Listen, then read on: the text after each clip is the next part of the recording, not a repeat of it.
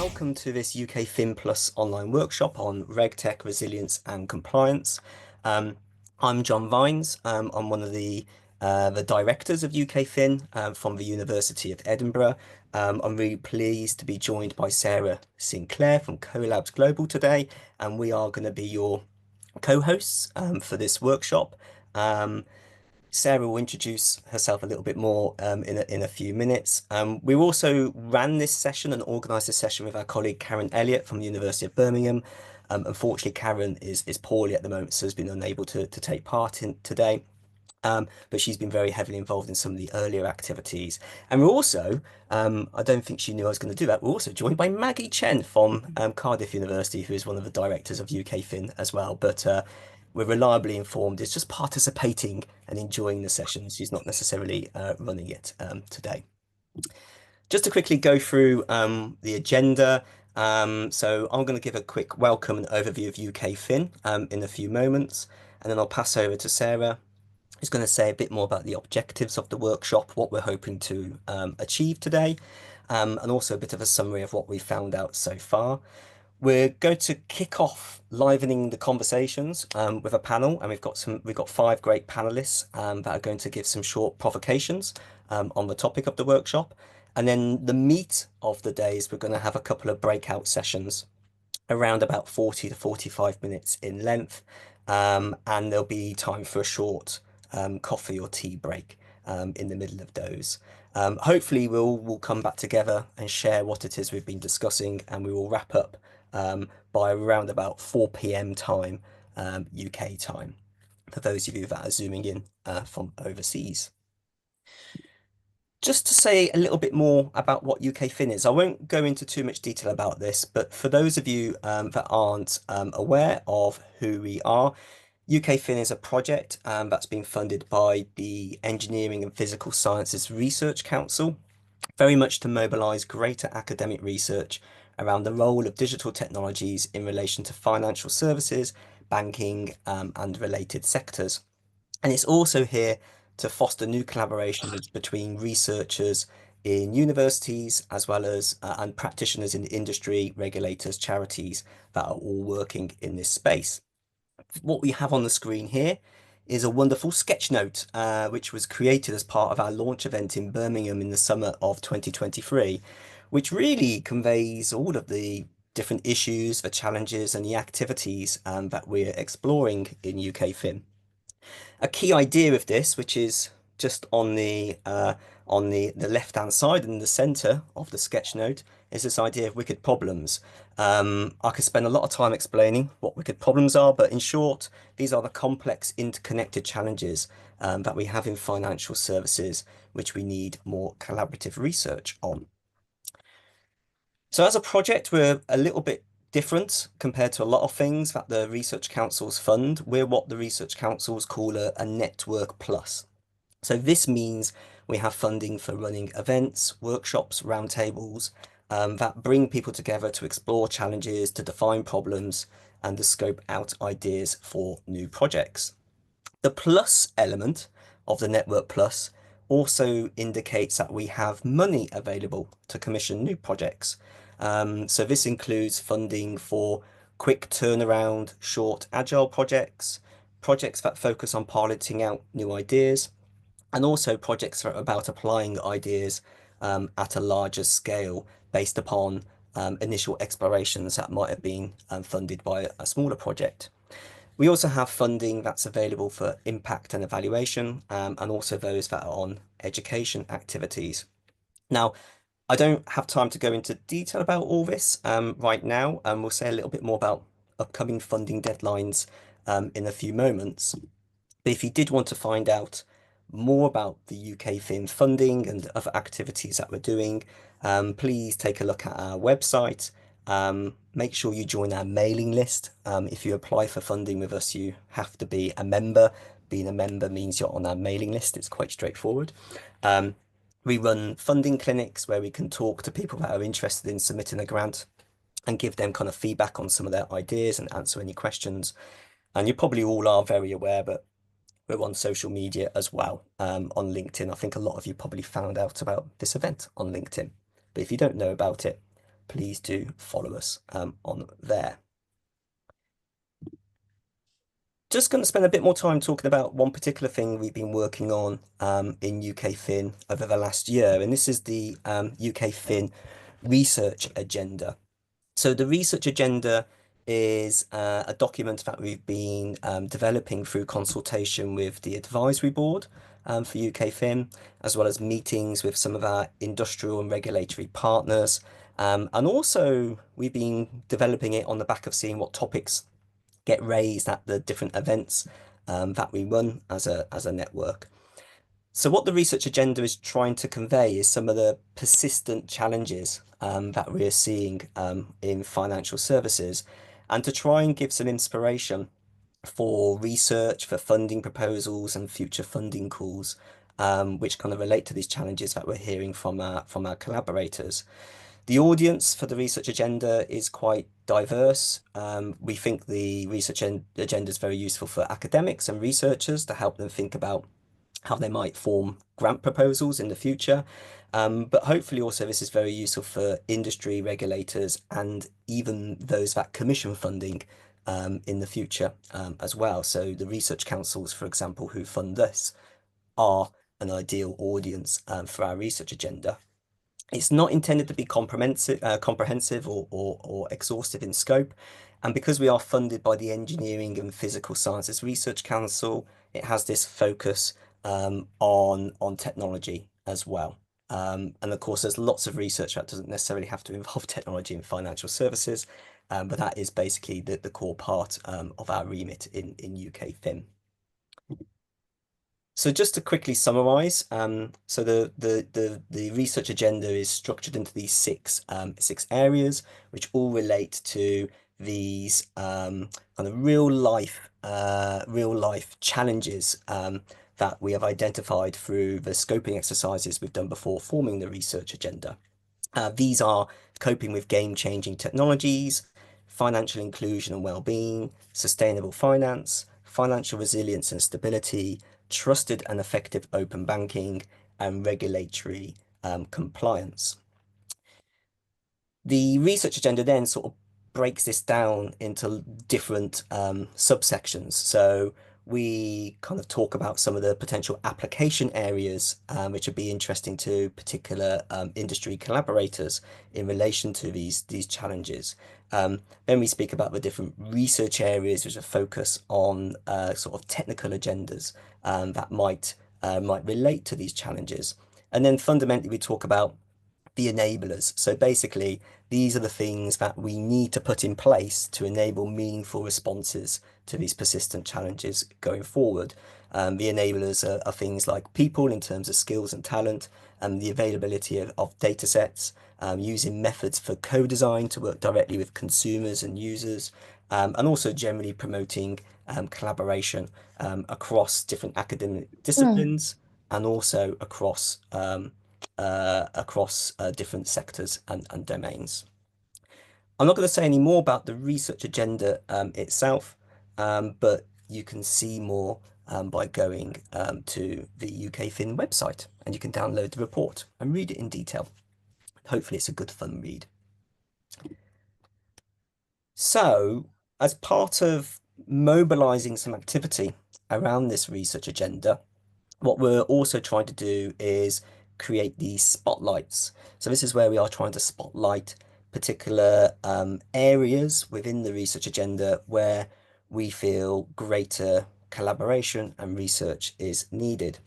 So our current spotlight actually is addressing the intersection of two of the areas in our research agenda around regulatory compliance and financial resilience and stability. And there's two main reasons why we are focusing and bringing these two together. The first is that we see a lot of synergies between these two areas in our research agenda, but also these are probably also the challenges where we have received the least amount of proposals submitted to UKFin so far. So we would very much like to stimulate activity in this space. So the spotlight started earlier this year.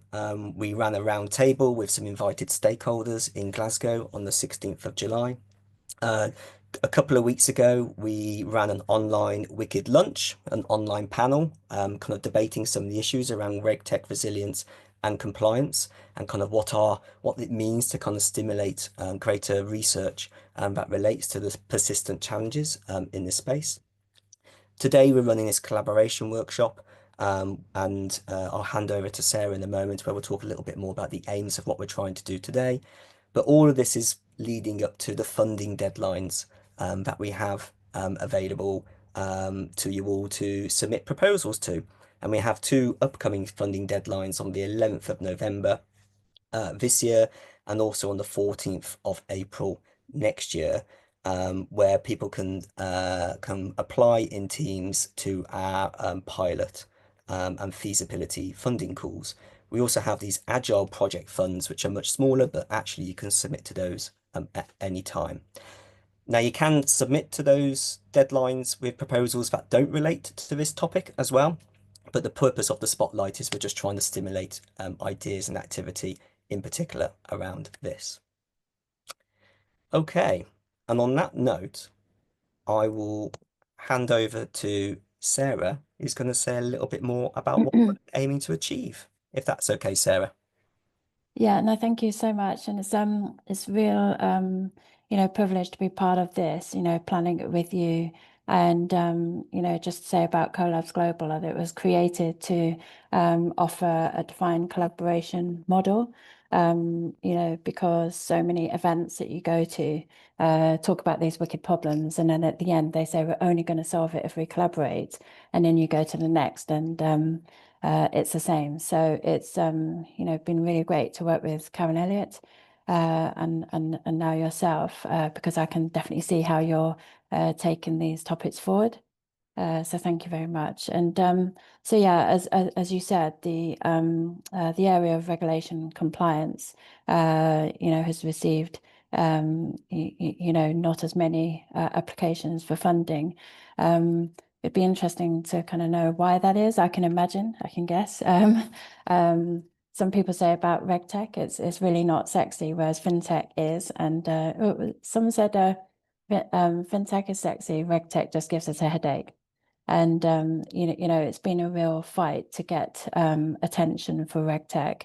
And there's a lot of stressed people working in regulation compliance across the industry. So it definitely, that area definitely needs a lot of love.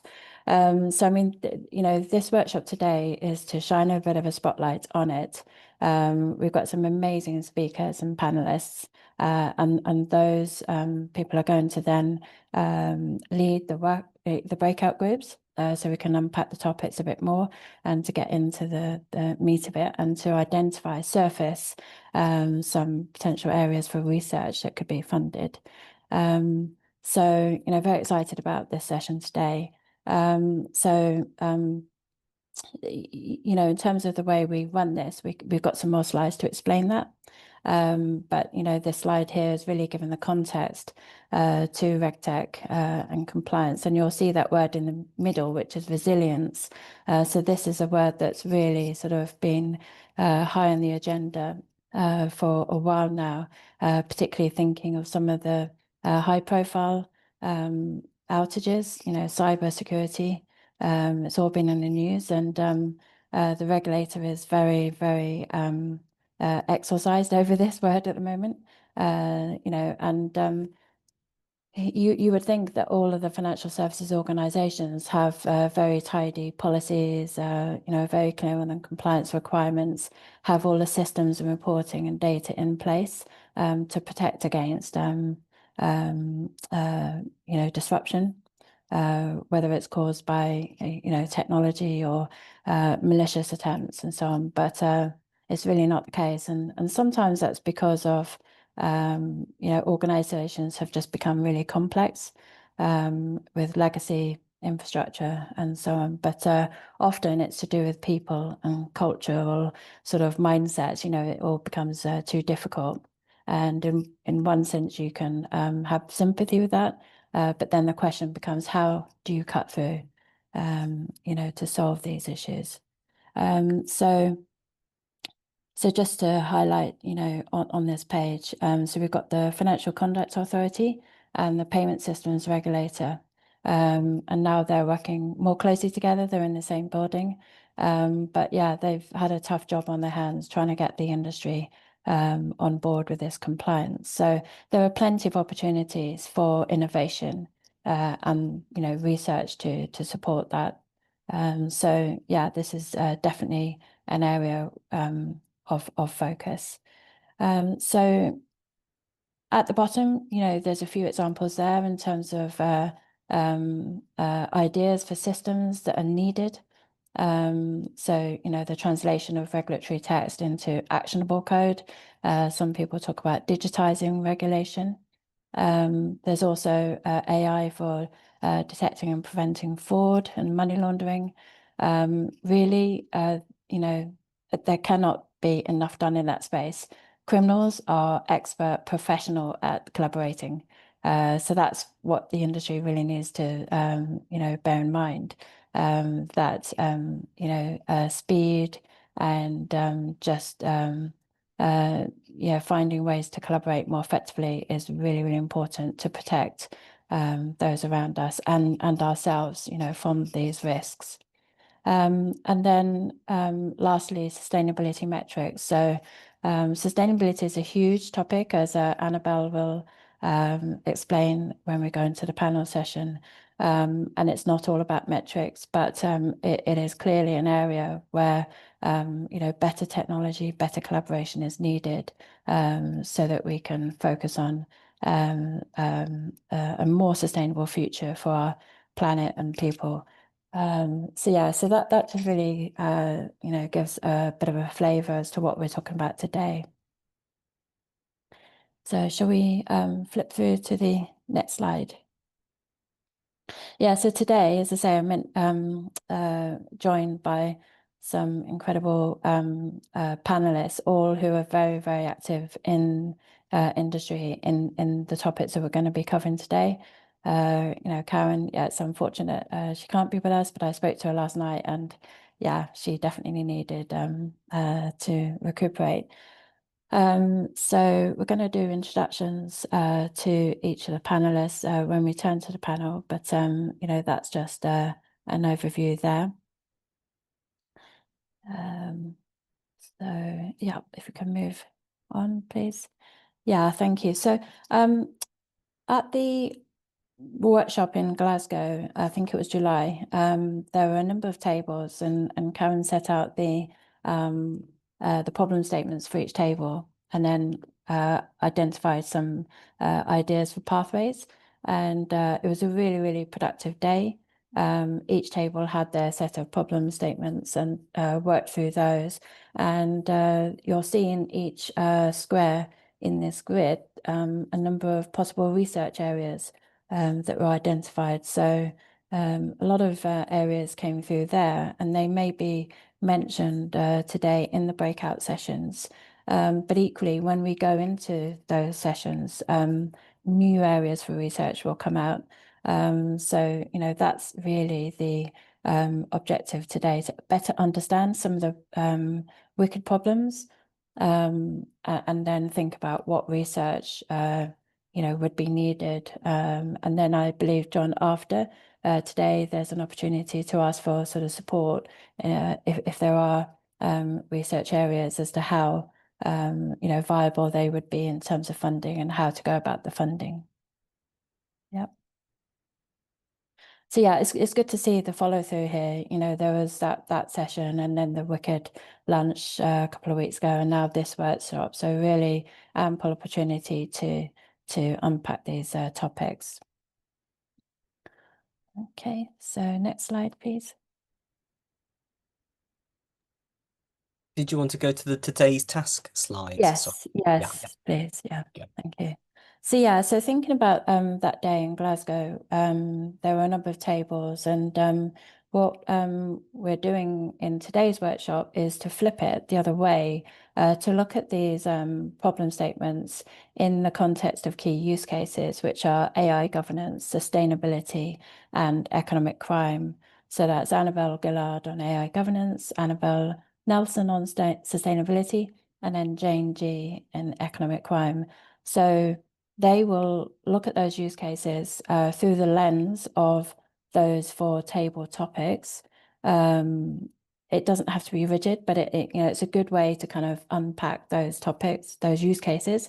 Ask those key questions that you see in the table areas, and then really think about how we can better as a group here today better understand the wicked problem in terms of how do we solve AI governance in a way that's useful and practical for everyone.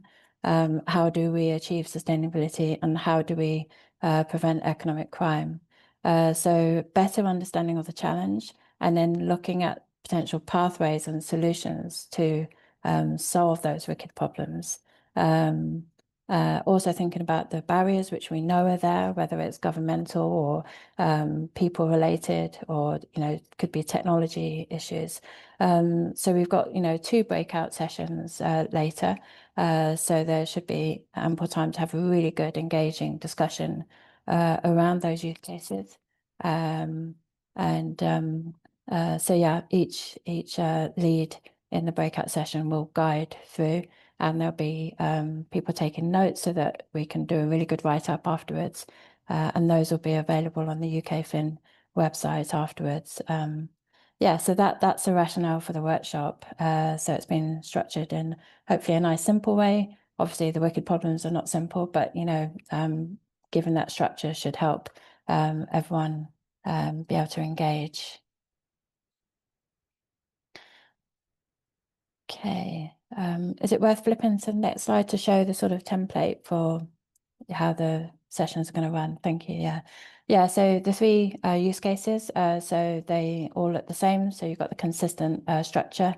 So here we've got AI governance with the research topics at the top to be kind of populated. And then, as I say, on the left-hand side, you've got those table problem statements. So looking at those questions or parts of the problem through the lens of AI governance. And then the middle column, some examples of the challenges and the impact of those challenges. So the kind of so what. And then on the right-hand side, pathways and solutions. So those of you who've attended the Collabs Hackathon, will sort of recognize some of this structure. So that we don't spend too much time, bogged down in the problems. Equally, we don't jump to the solutions without first really understanding more about the problem and the impacts. Okay. So yeah, so that's just give a sort of overview, but as I say, each of the leads in the breakout sessions will explain and guide through as well.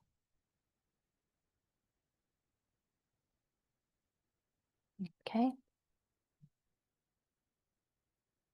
So is it time for the panel? Okay. Absolutely, we can do that. Yeah. I've created another slide. Can just put on with just the panelists and yourself on there, Sarah. Okay. There we go. Right. I feel you should join John as well. Well, I can chip in as needed. Yeah. Okay. That's a deal. I'm sure That's a it won't be necessary though.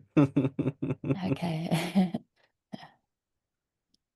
Okay, so we're going to invite on to the screen. Yeah. Hi, Scott.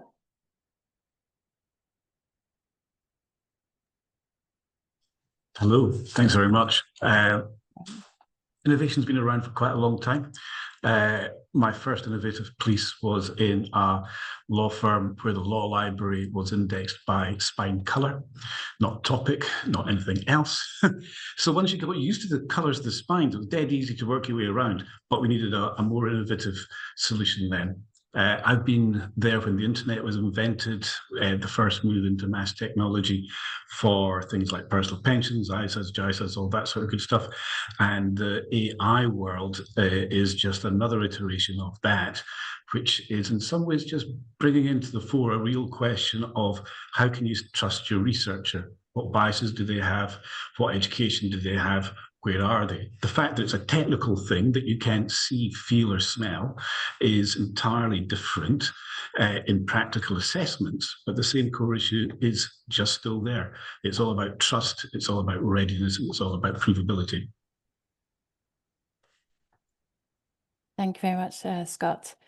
Do we have Devraj as well? Just making sure we're all here first. Here I am. Report. There you go. Brilliant, Yes. Devraj. Hello there. Yeah. So I'm Devraj. So I'm an academic at the University of Strathclyde. I've been working with collabs for a while now. It was a pleasure to participate in the last hackathon. It was really insightful.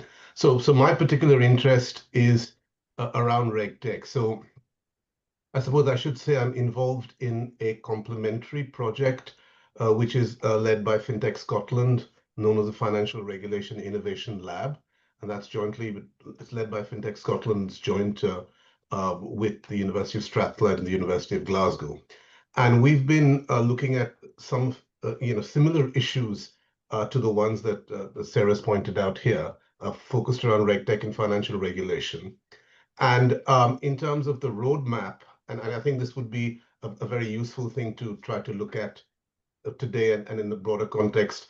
The FRIL program, as it's known, was built on the FinTech Scotland Research and Innovation Roadmap, which is a few years old now. So it would be really useful to try to get a roadmap in the sense that that's being described. So the previous event in Glasgow created this mapping that Sarah so brilliantly described, and would be really useful to try to put all that together to try to build a roadmap for future research and reference. Thanks. Yeah, that's a good idea, Devraj. I'll take that as an action. And I realized I didn't actually introduce myself, even though John gave me the cue. So I'm the founder of Collabs Global. So we've been going a couple of years and created a really great ecosystem, which is how we know the people on the panel today. And I met Devraj. I was introduced to him at FRIL, the Financial Regulation Innovation Lab in Scotland, about a year and a half ago. And through that, I was introduced to Ian Davey at FinTech Tables, and that's how I met Scott. So, you can see where the ecosystem grows around great people who are doing great things in this space. Devraj, thank you for your contribution, and a real staunch supporter of RegTech, hence starting the RegTech forum. So thank you. And then so let's turn to Jane now, if you can introduce yourself. My name's Jane G. I've got several sort of roles. I am the lead for economic crime at Collabs Global, but I also help work within two RegTechs. One is Numature, data analytics company, mainly involved with public sector entities, and the other is Risk Alert 247, which is analysing companies' house data and identifying networks that are forming companies, generally speaking, for nefarious purposes. And I also am the lead for the Payments Association working group on financial crime. So broad experience within financial crime. Don't pretend I can cover everything, so I can't. I'm looking forward to talking to other people who are be on this call, who know lots of areas in more detail than I do. But I just would say I worked in payments for a lot of my career. I am a fan of RegTech, but I will happily say that there are some RegTech models that are not that great. So let's not get too carried away and say everything is marvelous, because actually it isn't. Some of them are destined to fail, and that's okay too. Yeah, no, definitely. The European Banking Authority has cited a spike in supervisory interventions or investigations due to firms sort of panic buying. Okay, so we've got two problems, if you like, in terms of RegTech adoption. So many people not taking it up because they don't know about it or know where or how to do it, to then go in the opposite extreme and buying out of FOMO and then not testing it properly or integrating it properly. So yeah, there's a lot to do. And Annabel Gillard. Hi. Thank you for inviting me to be part of this today. I'm very enthusiastic to take the opportunity to talk about the future of AI with anybody who will indulge me on it. My background is in investment management and financial services, but I left in 2020 to be part of the first ever cohort of people studying AI ethics at master's degree, and then subsequently went on and did one in behavioral science. And I'm particularly interested in the human impacts of these technological changes that are coming along, and that's not just what does the AI do to us, but it's also how we start behaving in response to the AI. And I think it creates some very new and challenges for us as businesses to be able to navigate that future.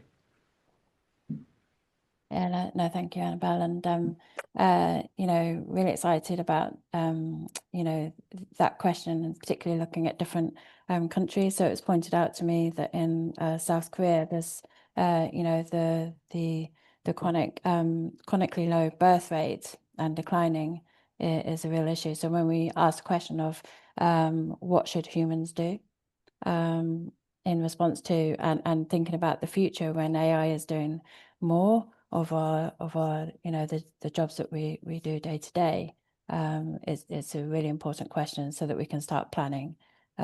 Exactly, but it's also really important that we decide rather than it's often you'll often see in the media this discussion, AI is going to do this, AI is going to take the jobs. We decide how we use the AI, and we need to remember who's in charge. Yeah, exactly. Yeah, so anyone on this call who's interested in that, come and talk to us about that. And Annabel Nelson.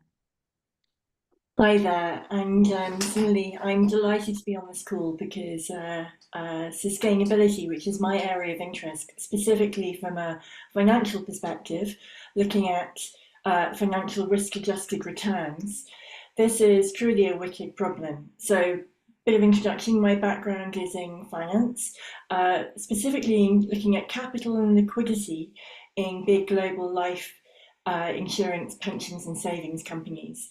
And over about the last 15 years, I gradually saw these non-financial factors, which are variously named as ESG factors, but they are non-financial things that are having a material impact on financial returns.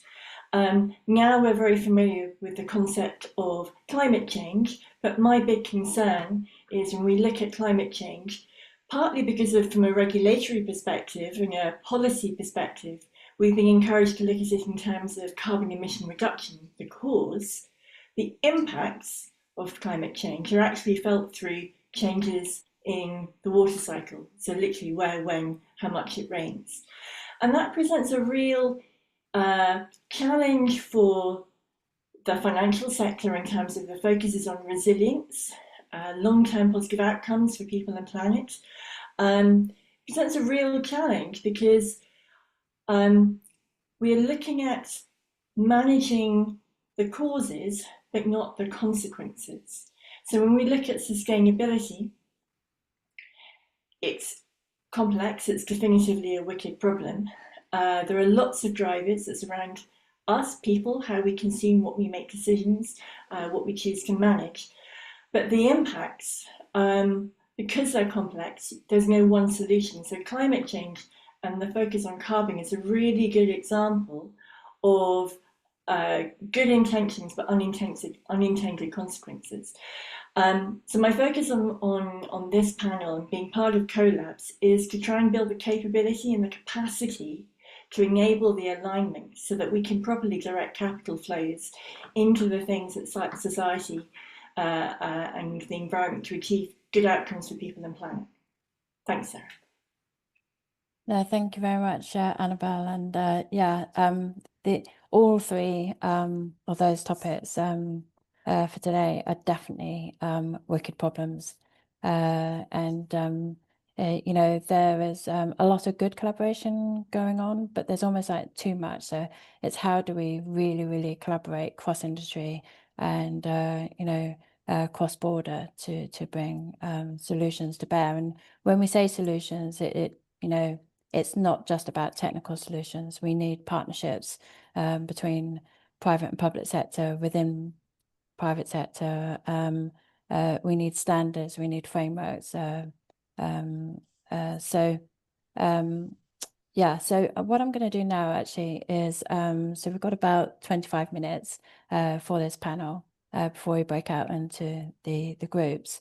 And so, Scott, I know that you're supporting Annabel Gillard in the AI area, and then Devraj, you're supporting Annabel Nelson in sustainability.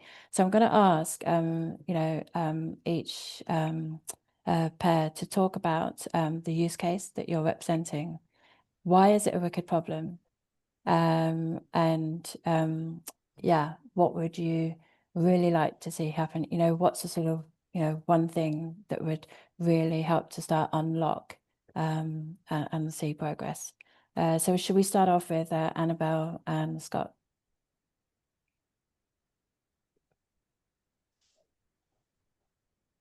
Annabel Gillard?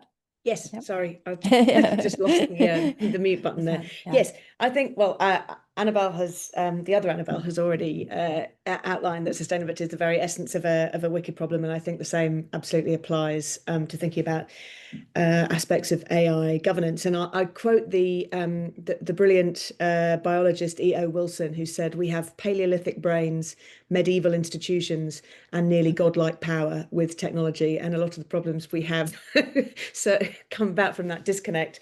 And really, I mean, some of the reasons, some of the things that makes it wicked are the pace of change and growth. The speed is dizzying. The complexity in terms of the breadth of implications that we're seeing from AI developments, the scale of change, and the nature of that change, where we have technology performing tasks that have only ever been done previously by humans, and therefore, sometimes there are assumptions that we have that we haven't necessarily set out or coded. There are things that humans can do that machines can't, and vice versa.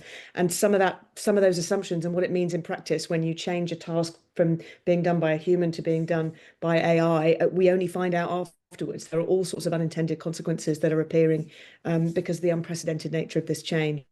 So I think that's part of what makes it a wicked problem. And another aspect I think is relevant is the range of areas that it touches on. So, I mean, we're talking here specifically in a regulatory context, but there are political, economic, technological, legal, ethical, social impacts of all the decisions that we make around AI. So that also makes it a wicked problem. And then the third thing I'd allude to is the fact that it challenges the nature of the problem, challenges our existing ways of making decisions and functioning, in that, we tend to be quite siloed in our thinking. We tend to have quite stodgy and bureaucratic decision-making and command and control functions within organizations. And that just doesn't really fit. That's back to that medieval institution and the godlike power. There's a disconnect between our norms of operation within business and the demands of an AI-enabled world. So there's a lot of reasons why I think this really fits as a wicked problem. And I don't know if there's anything I've missed there, Scott, that you'd like to add to. What you said is very comprehensive, and where I'm coming from in all of this is primarily as a lawyer. That's my profession, and the law is really about the regulation of normative behaviour. And as Annabel said, this area is moving so fast; it's quicker than anything else that we've been doing. Pace of change, everyone talks about that. So there's various key points that I would really be pleased to see coming out today. The first is a set of ground-up decision making, because the law, the legislation, it is always in catch-up. The regulators are generally in catch-up, but it is making sure that those who are currently providing solutions are doing things in what is generally considered to be a good way. And talking of good ways, there's an economist, to quote somebody else who's not a lawyer, who is Scottish actually, and you can tell from my Scottishness of my accent, I've got a bit of a liking for him. Adam Smith said that if manufacturers are serving their consumers well, then there is a perfect marketplace, and that is what we need to be moving people towards. the human-centric nature of what we're about. We're very head-focused, we're very emotionally engaged with what we do across all our interactions with the world. The prospect of AI taking over those interactions and substituting those reactions to some people is anathema, and to other people is the most wonderful thing that could possibly have happened. But the fear that I have underlying this is the decision making and the clarity and explicability of those decision makings. Some of you may be old enough to remember a short advert from the 1980s, 1990s, Max Headroom and the Blipvert, where the subliminal messaging came whilst watching programs or adverts, and the terrible consequences that has. So there is a societal piece that's here, there's a commercial piece that's here, that is not just about being more good or better at the bottom line, where we should hopefully be pointing the creators of AI is to be creating new real value, whether that's measured in current economic terms on pounds and pence and dollars and yen, or on the Nepalese human happiness context. That's a thing that we need to actually step up and think about. On the RegTech piece, RegTech is seen as a headache. But the reason that RegTech is a headache is it deals with all the difficult problems that won't go away. If you look at the FCA handbook, it's got all sorts of great ideas on how to communicate with people, how to operate on a really fair and open basis, how you capitalise your businesses and all these sort of good things.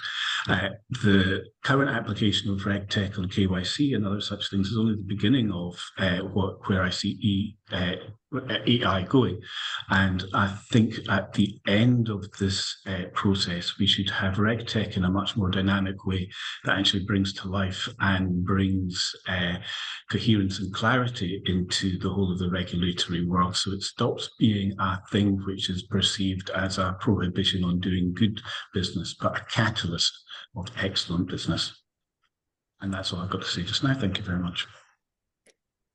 Yeah, no, thank you very much. So let's turn to economic crime. So Jane, what's your view? Thank you, Sarah. Just wanted to quote a little bit, and we're very fortunate because we've just had the publication by the Home Office and the National Economic Crime Centre of the areas of research interest that they would like to see. So it very much forms a context for how do we tackle economic crime.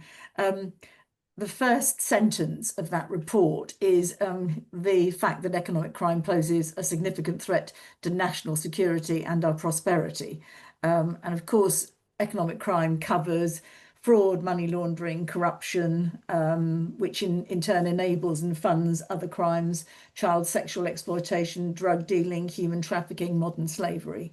So we have to remember this really is a wicked crime, and the word wicked is particularly appropriate because criminals are not bothered like the rest of us about whether AI is properly regulated or whether cross-border, is an issue. There are no borders to organised crime, and they certainly aren't bothered about the morality of what they're using in terms of technology.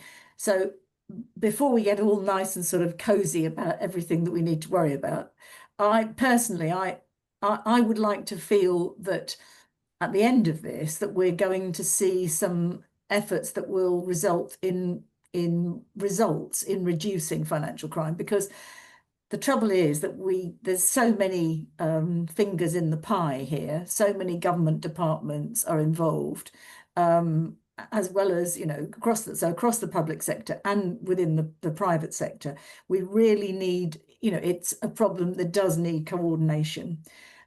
Fraud against individuals accounted for 43% of the crime recorded by the last crime survey, which ended in December last year. I mean, bear in mind that that's incredibly underreported. And of course, beyond the financial harm, victims of crime do suffer in all sorts of ways, emotional health. So one has to remember that. And again, money laundering does actually undermine the legitimate economic growth in the country and national security. So I think there is no question in my mind, but that this is a wicked problem. I don't know whether you want, Sarah, us to talk about how we think it should be tackled. I mean, I will declare my hand and say that I have struggled to some extent with my economic crime hat on to talk necessarily about I can talk about sustainability and the governance of AI, but as I said, what we need to do is to act pretty quickly if we're going to tackle what's going on in the marketplace. And we do need to introduce ethics into the things we do. But I think we're in a phase or in a period when some of the principles that we've held dear in the past may need to be compromised if we're actually going to tackle economic crime. And I just put that out there because I'm hoping that in my breakout session there'll be lots of ideas coming through. Yeah, indeed. That's a good point, Jane, and thank you for laying that out so well.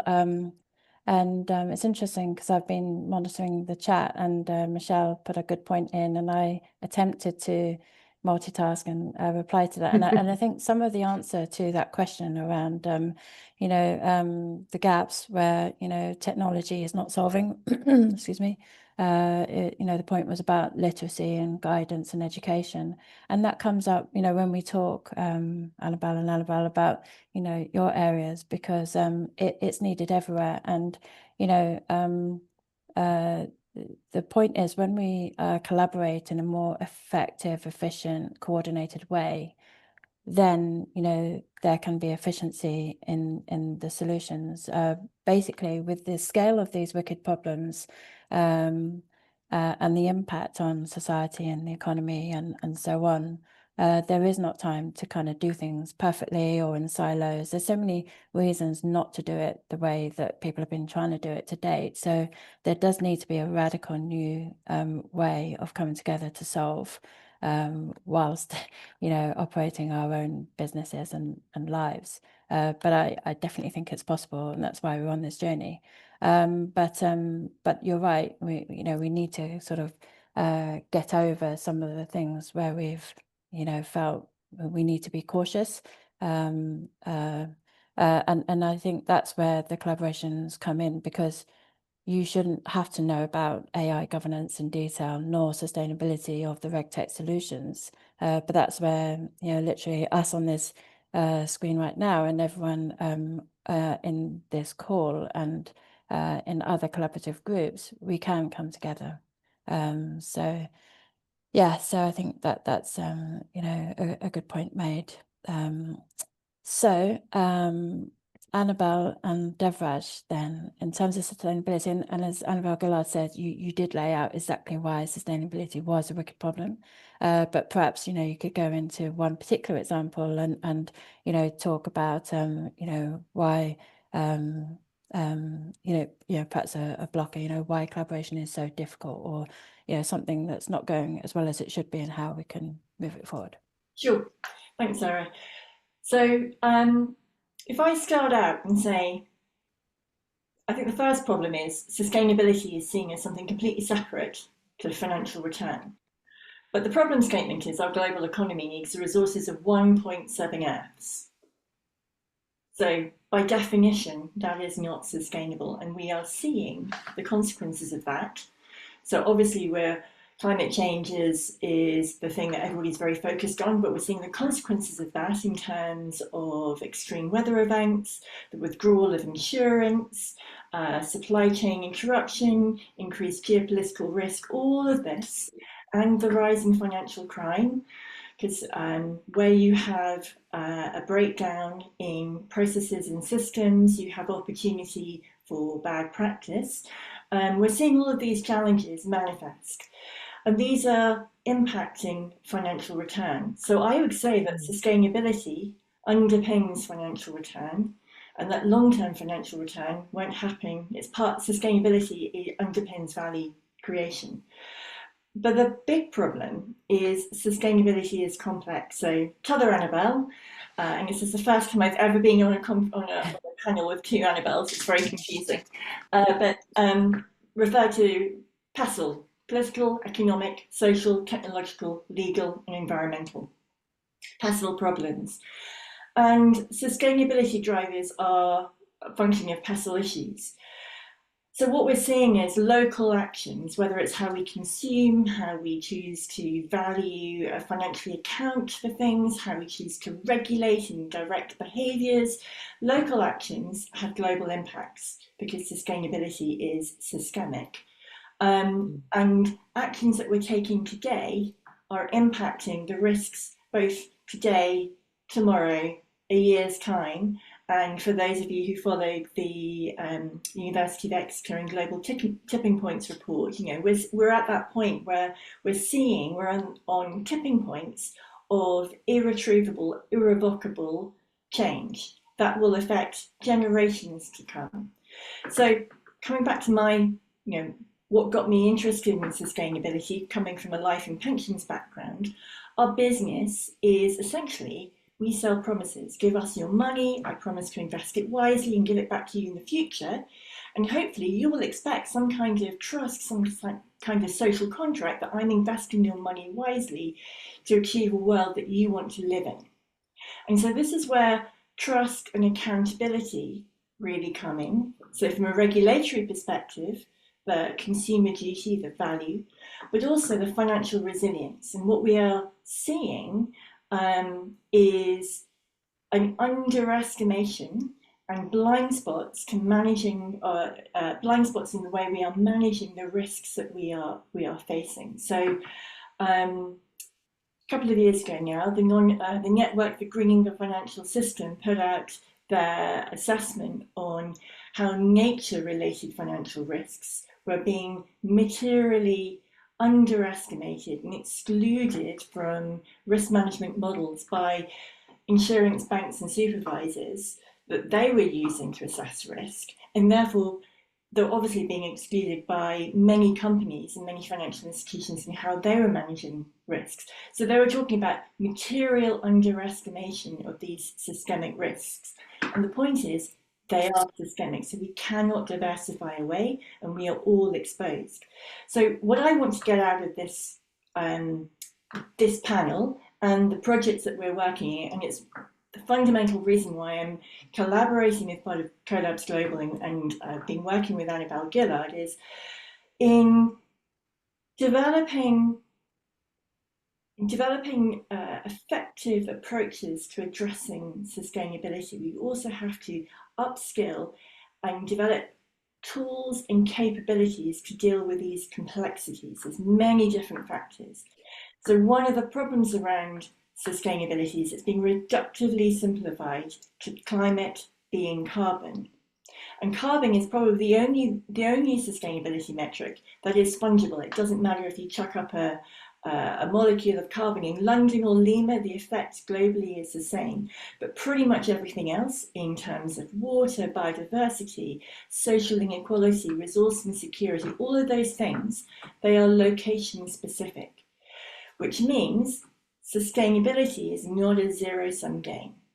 If you are directors of capital, if you're banks, insurers, asset managers, asset owners, and you're deciding where to focus money through the economy, how you choose, coming back to the point about local actions have global consequences, you need to work out the relative priorities and the relative consequences of your of where you're putting money. So the impacts are not just financial return, but it's also this concept of double materiality, the impact on the world at large, because it comes back to the trust point. The effect of where we put the money has impacts on your clients, but also the wider community. I think that's probably where I'll stop now. Devraj, if I pass over to you, if you've got other points. Thanks very much, Annabel. That was very comprehensive introduction to what must be the wickedest of wicked problems. Maybe I'll just confine myself to some of the sort of more practical RegTech aspects of how you might deal. So, for example, how what the main issue is. So as Annabel's been pointing out, one of the points that she made was that the firm is seen very narrowly in terms of producing financial returns. So the system of accounting only really looks at financial returns. And so this notion of what they call in economics externalities are not taken into account. So there have been some studies from Partha Dasgupta, for example, trying to look at natural accounting, natural resource accounting, I think is what it's called. So this is a very broad framework that tries to capture some of the externalities in the way that a broader framework that sort of tries to capture a lot of what Annabel was just talking about. Now there are huge obstacles to this. It's a very, very difficult thing. So maybe the things that I'm seeing on the ground are sort of startups that are trying to focus on very specific aspects of this. So one, for example, would be the regulatory aspects. As more and more regulation starts coming in, how to help organizations be compliant with this. Now, this is a classic regulatory compliance issue. So it's very much, you can use RegTech technologies that were developed for, say, things like KYC or even financial crime.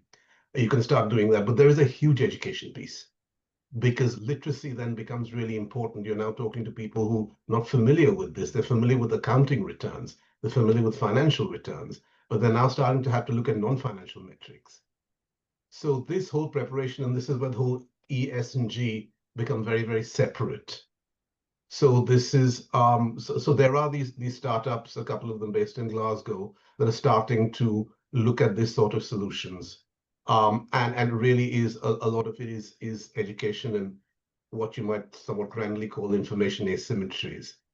The second is around this issue of non-financial data, really. And again, a key point that Annabel made, which is what is the impact on the entire supply chain?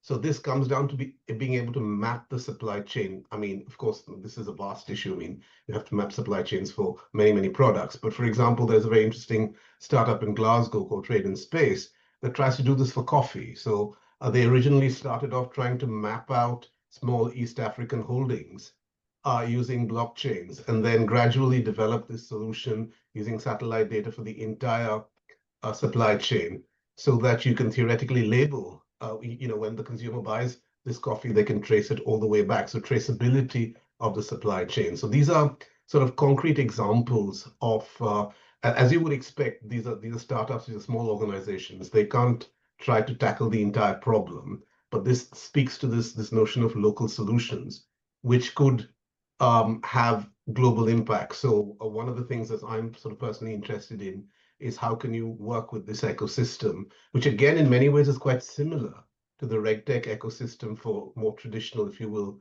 RegTech problems in financial compliance, but with this crucial difference that you're really talking about regulations and things that people in, say, financial firms are not at all familiar with. How can you adapt those processes and do this education piece in order to leverage those existing technologies? So hopefully that complements what Annabel was trying to say. Thanks.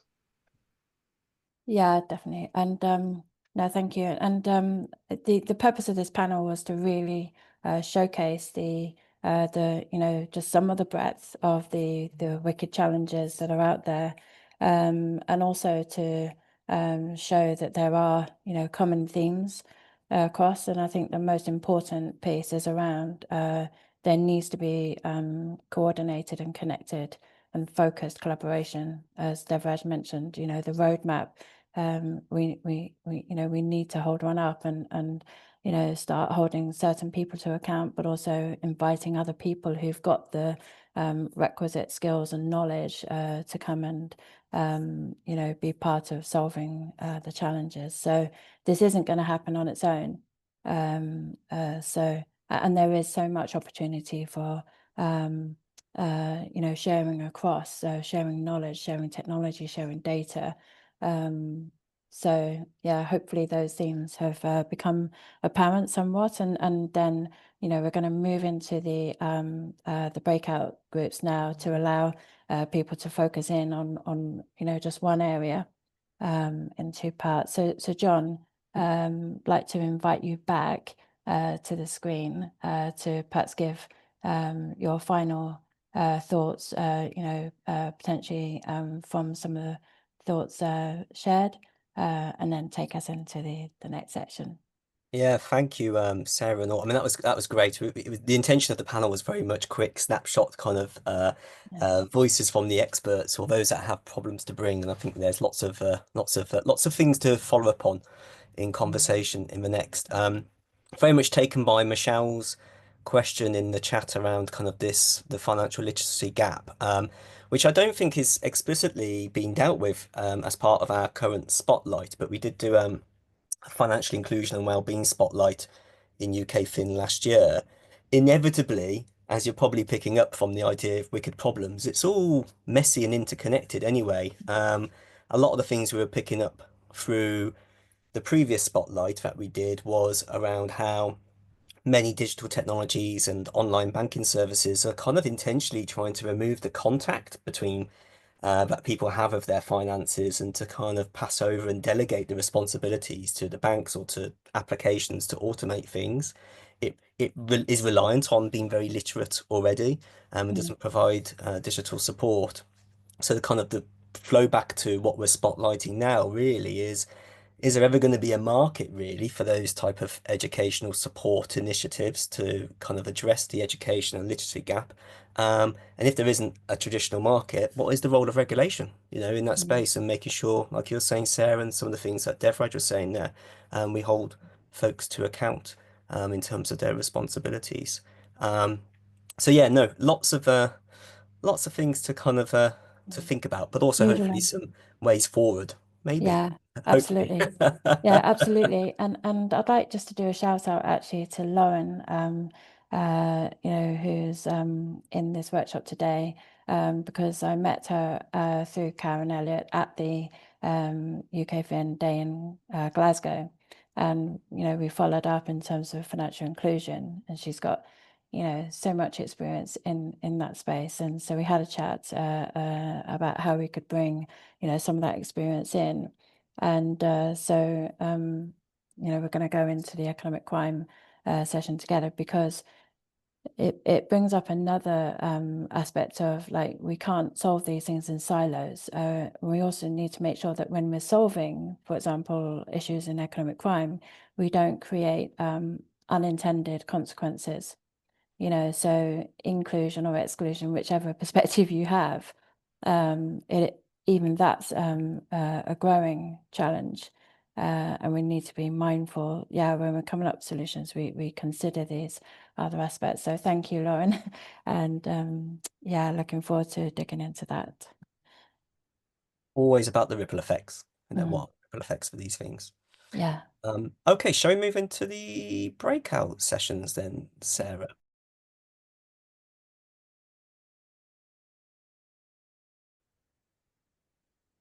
So, do you want me to invite the leads to give a little summary? Yeah. What order shall we go in? Well, let's go in the order of the room numbers, which was kind of which does put Annabel Gillard. It's all right. I sensed that Annabelles. coming. Yeah, I sensed that coming. And with a name that begins with A, I quite often find myself going first anyway. You are actually alphabetically also the first, so yes. Okay. Brilliant. Well, as usual, there are some themes that I notice with every conversation around AI. The first is that there is never enough time. This is probably true for the other groups too. And the second is that for every one question we ask, in response, we come up with 10 fresh questions. So it's a bit of a mushrooming situation. We had a wide-ranging conversation from a really lovely and engaged group of in room one. Thank you very much, everybody, for all your contributions. We covered regulation. We mainly looked for a regulatory focus on AI in terms of solving AI governance. So navigating the cross-jurisdictional difficulties and regulatory convergence, divergence, and then thinking about how that links up with the sustainability agenda. So those were the sorts of things we looked at. We heard different examples across from, startup firms in the room to people dealing with consumer behavior to people who represented more of a regulatory or policy background, academics and people with more of a large financial, large financial institution background, to hear different problems that were emerging. I think where we've focused, I mean, we've got a lot of solutions and research suggestions to work through later and figure out how we can consolidate them into a more focused list. But I would say I'd focus on, we talked a lot about what does good regulation look like. Is this a great opportunity in general to role model? That's probably the wrong word, but think about how can we make regulation simpler and effective, and how do we align it to behaviours and outcomes? Is there some work that can be done around looking at that? We questioned whether regulation was just too focused on stopping wrongdoing and not focused enough on actively encouraging and rewarding the right behaviour, and whether there's something to be done about that rebalance. We talked about how we can try and activate the consumer voice and industry voice more in regulatory development, and again linking outcomes to design of regulation.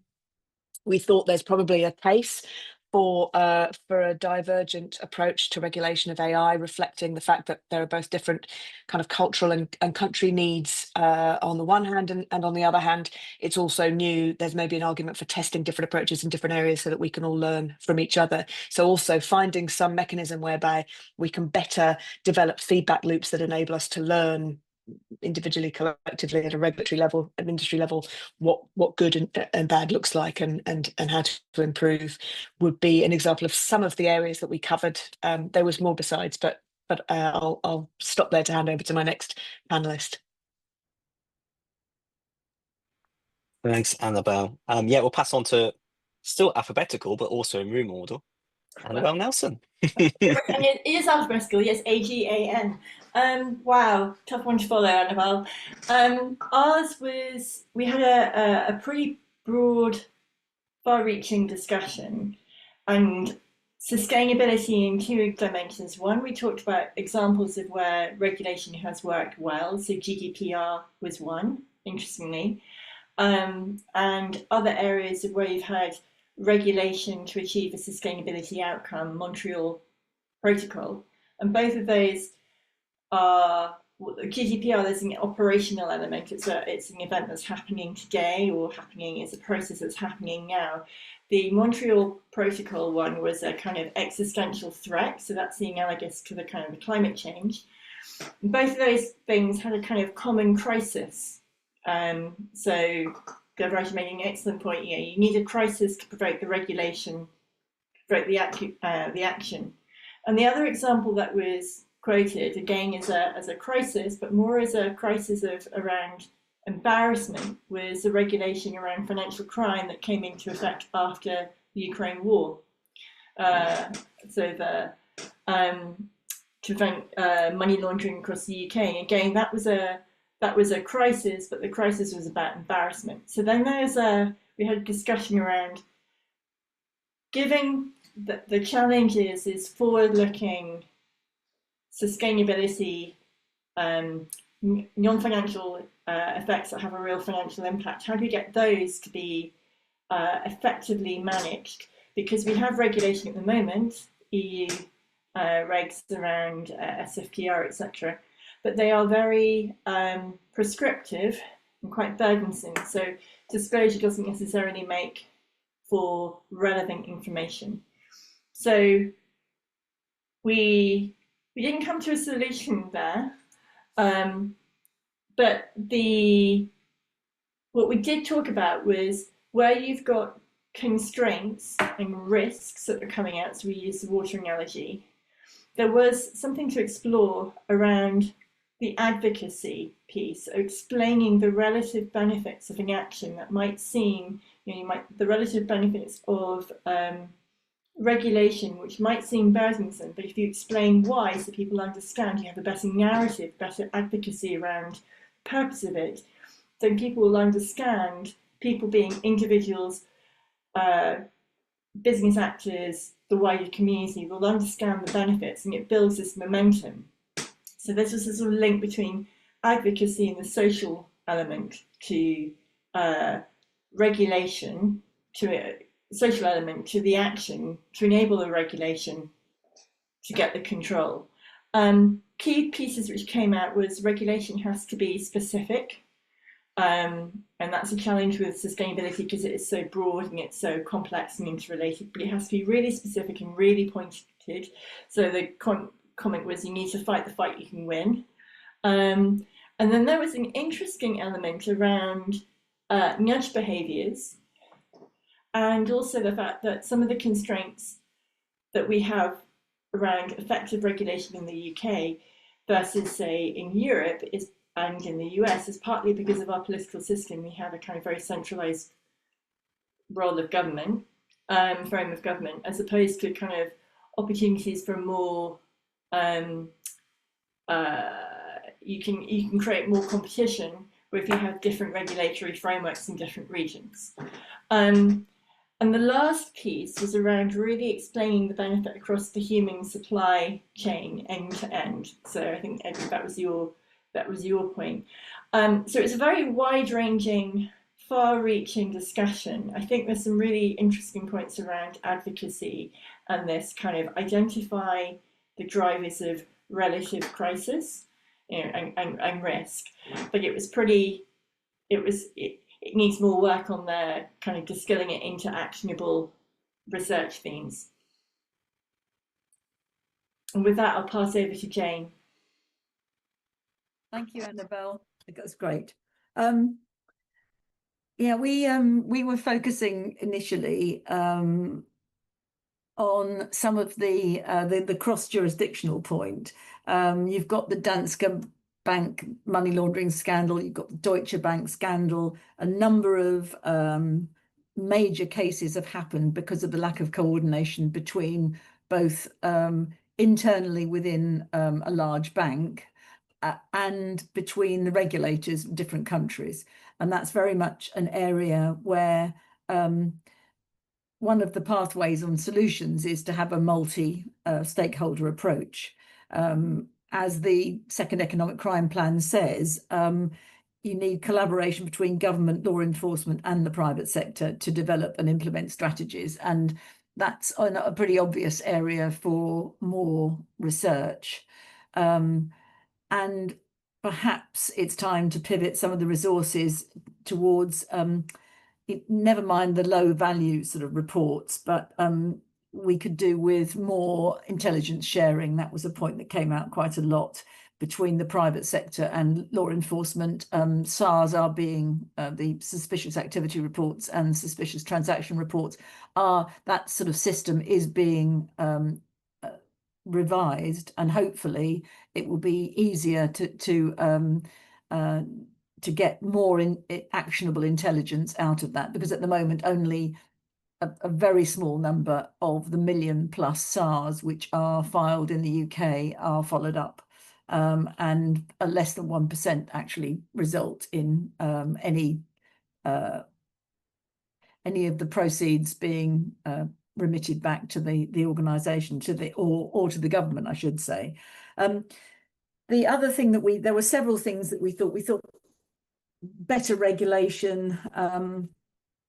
Although we've got FATF, we think that there should be a global regulator, and there should be regional and national regulators, single regulators, which will address any kind of economic crime, and particularly will be there to defeat organised crime groups. I hear what Annabel said about GDPR being good. It is good, privacy is good, but actually if we're going to defeat economic crime, we need to get better at realising where it doesn't trump other things. So the Economic Crime and Corporate Transparency Act has a specific carve out for detecting and preventing financial crime. That's an area that should be looked at, because the latest Home Office paper, which has just been published, has extra guidance on the ECCT, but it's still just voluntary. We need to work out how we're going to share intelligence, and then arguably it needs to be mandatory, because if it were, then we wouldn't be struggling so much. So why is the UK such a good country for criminals to exploit was a very interesting area that we talked about. We've got a very open society. It's been much too easy to set up companies here. mostly formed by criminals who are based abroad. So that's another area which would be rife for looking at and making decisions about what sort of compromises need to be made in order to make the country less attractive to the criminal fraternity. I've just come up with a few of the ideas that we talked about, but there's certainly more. And I think economic crime is very dependent on both the other two platforms, the pillars, if you like, because you have to get sustainability and good governance and ethical AI into RegTechs, which are key to preventing financial crime. Thanks so much, Jane. We're running out of time as we're coming to close today, but I think my one overriding observation, first of all, was I moved between the AI and the sustainability room, and the conversations there are really, really rich and expansive. But also hearing what you're saying there, Jane, is how as soon as we try to explore the solution space in one of these rooms we've been in, it causes lots of problems for one of the other rooms. So you know, and on that bombshell, you know, these are the things that we have to continue addressing, which is why we need more collaborative research. Sarah, you're muted, sorry. Sorry. Yeah, but problem equals opportunity. So, you know, actually, the more we collaborate, the more we can solve rather than everyone having to solve everything. Exactly. We should bring the session to an end, but Sarah, did you want to offer any sort of closing comments from your side? Just a big thanks, because, you know, these it's really hard to do these things online. You know, I think we all generally prefer in person, but equally that's not always easy. So, you know, it's just been great, and, you know, we'd love some of the discussions to continue. But yeah, so thank you. But also, John, you know, what are the next steps for you know, coming up with these research ideas? Yeah, sure. So I'll just share on screen one final time. So just to say, yeah, so going forward, we have regular funding clinics that you can book. So these are kind of short, snappy kind of conversations to kind of go through questions or to give feedback on ideas or issues or thoughts that you've got in terms of submitting kind of ideas and proposals to our funding calls. You can look at the dates. We've got some dates published at the moment. They do tend to get full quite fast as we get towards our funding deadlines. But hopefully there's a few slots still that are available there. Usually if they also get full, we try and book in some extra sessions as well. We've got funding deadlines on the 11th of November. We know that one's quite soon, might be a bit too soon for some of you to get submissions in time, you know, reflecting on some of the things that have come out of the session today. But we also have a deadline on the 14th of April. Just to be fully transparent, we think that's it then. We think all our money is spent in UKFin. So make sure if you are going to be trying to submit a project to be potentially funded by us, that you do it by that April deadline. We also have the agile projects, which are very, very, very small, but a nice way just to kind of initiate ideas or do some kind of preliminary research, and those are open at any time. So feel free to also ask questions about that. Just to flag as well, we have the annual showcase that's in Cardiff on the 24th of November. That's going to be showcasing quite a lot of all of the projects actually that we've funded so far through UKFin. I think we've got somewhere in the region of 60 plus registrants already, and we're aiming for it to be a really fun, great day in the National Museum, presenting in front of the woolly mammoth. So, you know, please do come along to that event if you can. And again, you can register for that on the website. Just to remind you as well, this is all the information that we said earlier about how you can sign up to be a member of UKFin to get updates on what we're up to and the funding opportunities that we have. And if you do have any questions at all, please do contact us at ukfin@contacts.bham.ac.uk, and that'll be picked up by most likely one of Helen and Rebecca that are in the background of this call, but have been running the session. But often also they ping questions to one of the academic directors, such as myself, Maggie, or Karen. And I think that's about it. So I just want to quickly say thanks myself. So a massive thanks to Sarah in particular for stepping in and doing all of the organizational logistics and planning and design for this session. So Sarah, we really owe you a huge amount of gratitude there. So thank you so much. To Annabel and Jane for being on the panels and kind of reporting back and facilitating the conversations. And of course, Devraj and Scott as well for participating in the panel. And yeah, to Becky and Helen in particular, who haven't been on screen at all, but they've been basically running the ship and did an awful lot of preparation work, in particular around Zoom breakout rooms, which then broke all of a sudden just before we activated it. So thank you, everyone.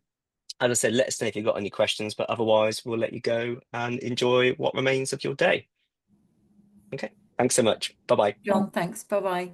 Thank you all. Bye-bye.